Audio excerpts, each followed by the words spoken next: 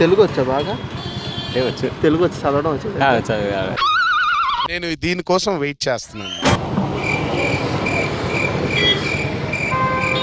బయటికి చదవరా. ధూమ చక్ర శకట ఆగమన నిర్గ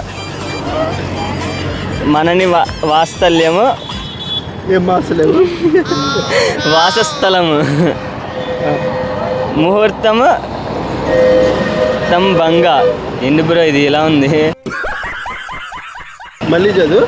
ధూమ శకట ఆగమన నిర్గమన నివాస స్థలము